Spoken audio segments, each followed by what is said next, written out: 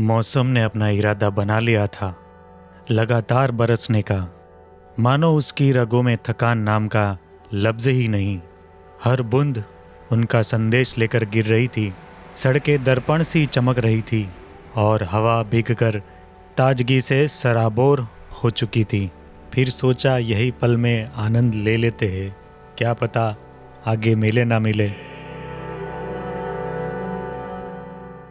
Hello दोस्तों, स्वागत है मेरी चैनल श्रूम एडवेंचर जर्नी में।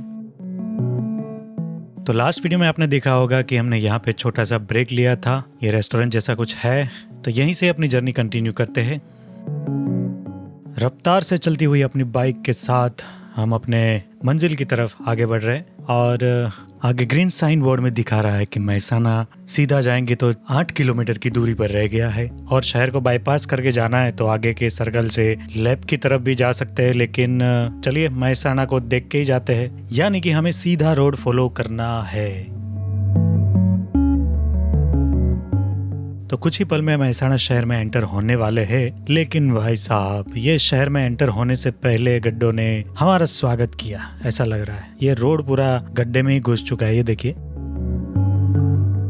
तो अभी हम मेहसाना शहर में एंटर हो चुके हैं। शहर के बीचों बीच से ये हाईवे निकलता है। एक्चुअली ये हाईवे तो नहीं है, मेन रोड है, और जो बाईपास होके रोड गया है उसको ये कनेक्ट करेगा। तो अब तक की सारी मेरी जो जर्नीज है उसमें मैं ये पहली बार मेहसाना शहर को क्रॉस कर रहा हूँ। यानी कि माउंट आबू तक जो भी शहर आएंगे वो सब पहली बार मैं क्रॉस करूँगा। तो आप देख रहे हैं मेन रोड का ये सबवे पास, दोनों साइड दीवारों को रंग बेरंगीन कलरों से सजाया गया है ताकि हर कोई व्हीकल को, यानी कि व्हीकल में बैठे लोगों को अच्छा एहसास हो। ऐसा कुछ साइकोलॉजी होगा ये करने के पीछे।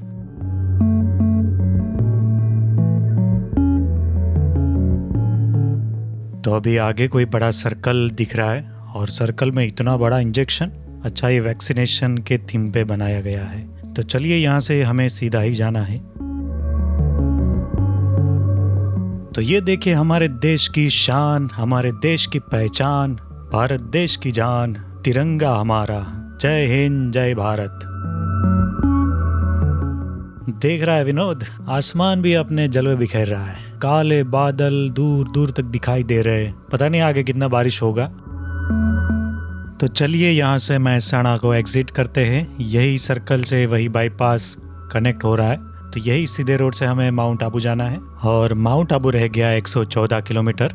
तो दोस्तों समय अभी ऑलमोस्ट 10 बजने को आया है और मेहसाना के बाद 6 लेन का हाईवे चालू हो गया है। ये बड़ी अच्छी बात है और साथ में बारिश का आगमन भी हो गया है जोरों शोरों से, आप देख सकते हैं।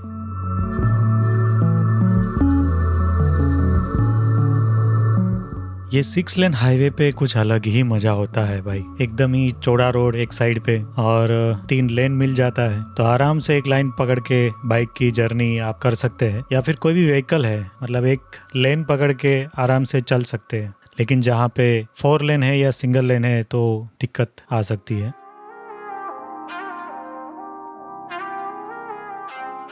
तो ये आगे जा रहा ट्रक देख के आपको कुछ याद आ रहा है, कोई मूवी? अगर यस तो प्लीज कमेंट में बताइए कौन सा मूवी है। अभी हम उंजा की तरफ आगे बढ़ रहे हैं और ग्रीनरी देखिए भाई साहब, रोड के दोनों साइड हरे भरे खेत और पेड़ ही पेड़ नजर आ रहे हैं। मेहसाना के बाद जैसे जैसे उंजा के नजदीक आप पहुंचोगे तो एक खुशबू एकदम ही बदल जाती है, क्योंकि यहाँ पे जीरे की खेती बहुत होती है, तो चारों ओर वही खुशबू आपको महसूस होती है। अभी वही उंजा शहर से हम रोड क्रॉस कर रहे हैं। ये देखिए हमारे भारत का तिरंगा आन बान शान से लहरा रहा है।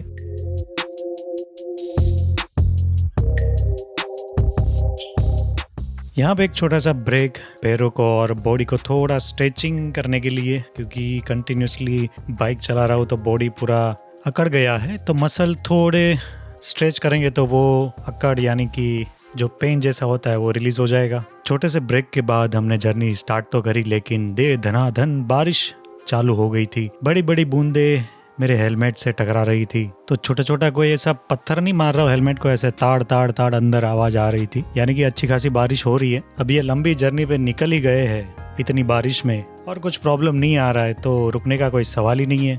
यही बारिश को एंजॉय करते करते आगे बढ़ते हैं।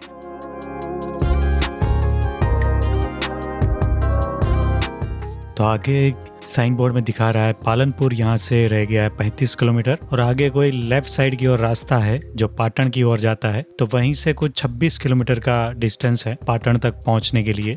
अभी हम पहुँच गए सिद्धपुर।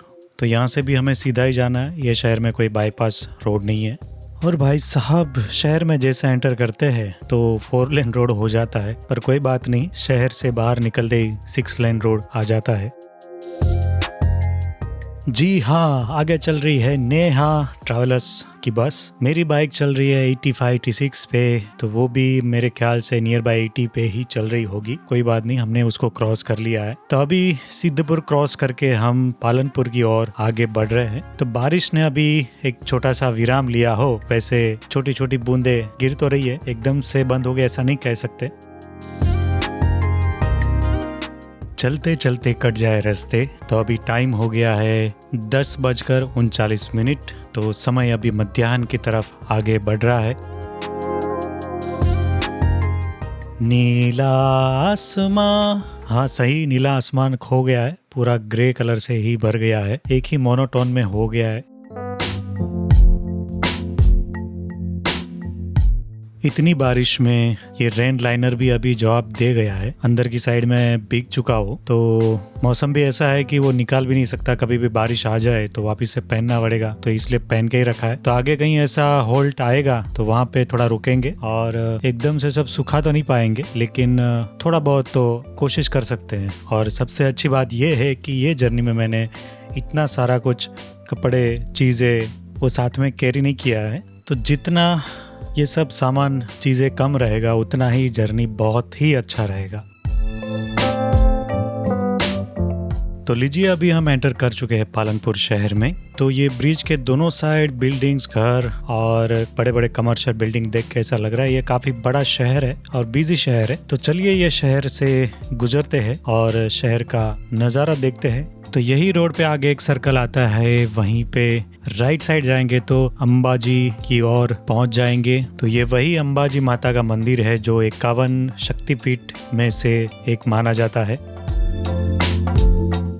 वैसे नियर बाय दोपहर का समय हो गया और बिना कुछ खाना खाए कैसे चलेगा, इसलिए ऐसा कोई हेवी मील वाला खाना तो नहीं, लेकिन ये मैंने फ्रूट खाना पसंद करा। तो यहाँ पे फ्रूट देख के मैं रुक गया था। तो मेरी बाइक और मेरे कपड़े, हेलमेट वगैरह देख के वो बोले कि आप यूट्यूबर हो। तो मैंने कहा हाँ, थोड़े बहुत वीडियो बना लेता हूँ। उन्होंने मेरा चैनल सब्सक्राइब कर लिया, जो उसका ठेला है उसका फुटेज गोप्रो में ले लिया। ये फिर से आ गया है वाटर क्रॉसिंग। तो आप देख सकते हैं जो पानी भरा है वो हिसाब से कितना बारिश यहाँ पे गिरा होगा उसका अनुमान लगा सकते हैं। और ऐसा भी हो सकता है कि रोड का लेवल ही ऐसा हो कि थोड़ी बहुत बारिश गिरती हो तो सारा पानी यहाँ पे जमा हो जाता है। तो ये भी एक अनुमान ही है। ये देखिए रोड के लेफ्ट साइड में कुछ काम भी चल रहा है।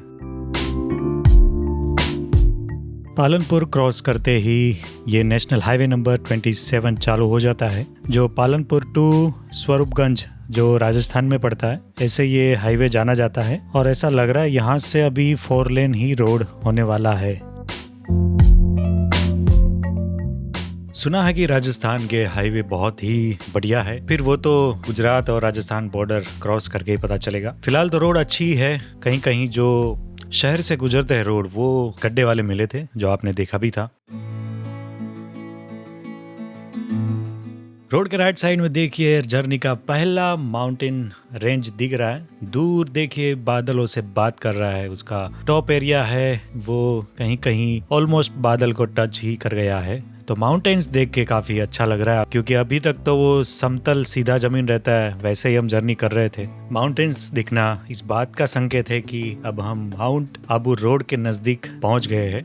तो आगे ग्रीन साइन बोर्ड में दिखा रहा है माउंट आबू यहाँ से है 69 किलोमीटर और उदयपुर है कुछ 194 किलोमीटर, लेकिन हमें जाना है माउंट आबू। समय हो गया है 11:45 और ये आगे चल रहे ट्रक की रफ्तार देखिए, बाजू वाले ट्रक को कैसे ओवरटेक करा। मेरी पिछली जर्नी में भी मैंने 1-2 बार शायद उसका उल्लेख किया है, कैसे ट्रकों से थोड़ा बच के ही रहना चाहिए। देखो कितनी स्पीड से जा रहा है।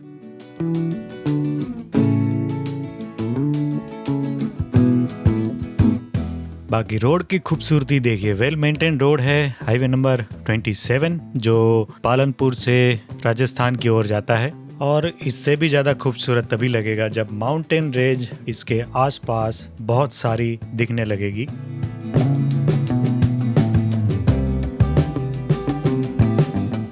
ये देखिए वापस से वही डेंजरस मूवी का सीन आ गया। अच्छा, अभी तक आपने कमेंट नहीं करा है तो प्लीज कमेंट करिए वो मूवी का नाम अगर आपको याद आ रहा है तो। ये देखिए खतरों के खिलाड़ी, इसमें से हमें ओवरटेक करना है लेकिन नहीं कर पाएंगे। धीरे धीरे चलना, ओवरटेक ना करना। तो पालनपुर के बाद अचानक ही बारिश रुक गई थी और वहां से लगातार अभी तक रुकी हुई है। बादल अपनी जगह नए नए बन रहे हैं, अभी भी वैसा ही है ग्रे स्काई आप देख सकते हैं। फिर क्या पता आगे चल के बारिश हो। बहुत सारी बारिश गिर जाने के बाद एक जो बीच में रुक जाती है, थोड़ा रास्ता सूख जाता है, पेड़ पत्ते उस पे लगी हुई बारिश की बूंदें निकल जाती है तो वो ग्रीनरी कुछ अलग ही दिखती है। बहुत सारा समय बाइक चलाने के बाद यहाँ पे एक रेस्टोरेंट आया था, चाय नाश्ता करा और थोड़ा रेस्ट भी कर रहा था और अचानक से ही बारिश शुरू हो गई और रेस्टोरेंट कुछ ऐसा दिख रहा है।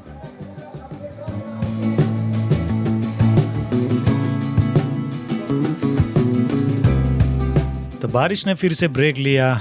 तुरंत ही हमने अपनी जर्नी की रफ्तार बढ़ाई और निकल पड़े अपने मंजिल की ओर। और रोड के राइट साइड में देखिए भाई साहब बड़े बड़े माउंटेन्स दिखना चालू हो गया है और आसमान में बादल भी अपने कलर बदल रहे हैं, मतलब काली घटा छाई ऐसा कुछ माहौल बन रहा है।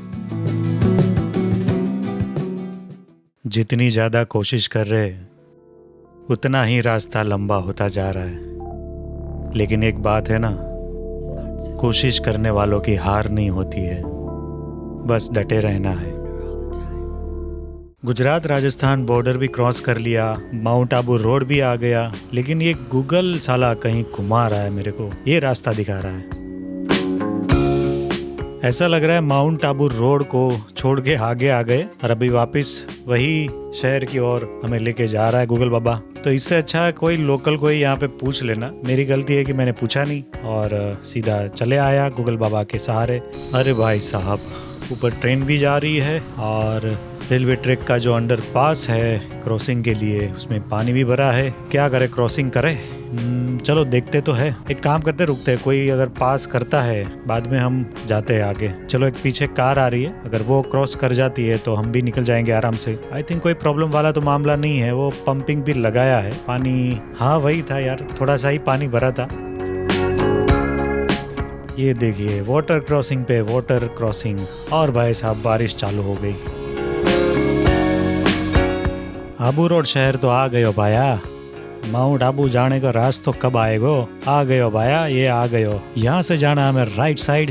तो राजस्थान रोडवेज को क्रॉस करते हुए माउंट आबू माउंटेन की तरफ आगे बढ़ चुके हैं हम। और दूर देखिए उसकी एक झलक, क्या खूबसूरत दिख रहा है भाई। एकदम ही बादलों में घिरा हुआ पहाड़ दिख रहा है, शायद आपको भी दिख रहा होगा। हल्की सी धुंध सी छाई हुई उसकी झांकी दिख रही है।